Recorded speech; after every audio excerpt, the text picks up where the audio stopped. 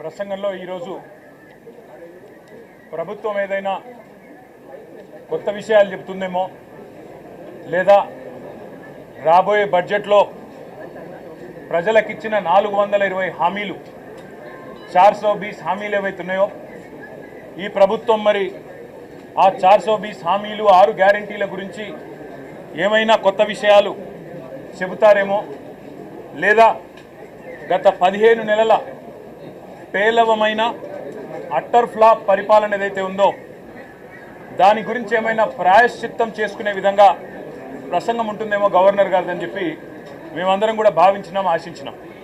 కానీ ఇది గవర్నర్ గారి ప్రసంగం లాగా లేదు. ఒక మాటలో చెప్పాలంటే గాంధీ భవన్లో కాంగ్రెస్ కార్యకర్తల ప్రెస్ మీట్ లాగా ఉంది తప్ప గవర్నర్ గారి ప్రసంగం లాగా మాత్రం లేదు.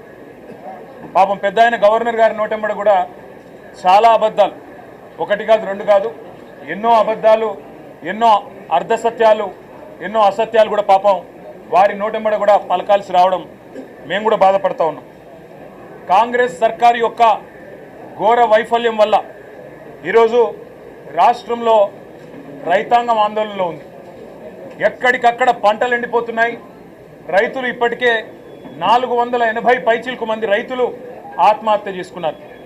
వాళ్లకు కనీసం ఒక్క మాట, వాళ్లకు సాంత్వన చేకూర్చే మాట, వాళ్లకు ఉపశమనాన్ని ఇచ్చే మాట, వాళ్ళకు భరోసానిచ్చే ఒక్క మాటనన్నా గవర్నర్ నోటెంబడి వస్తుందేమో.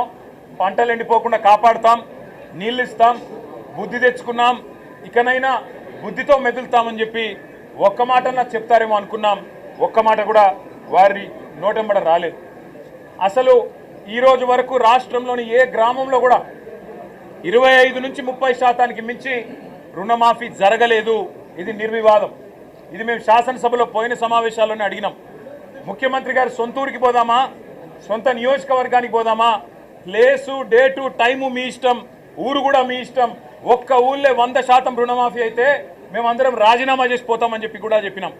కానీ మళ్ళీ ఈరోజు గవర్నర్ గారి నోటెంబడ రుణమాఫీ అయిపోయింది, లక్షలాది మంది రైతులు సంతోషంగా ఉన్నారు అని చెప్పి అబద్ధాలు చెప్పించి గవర్నర్ గారి స్థాయిని కూడా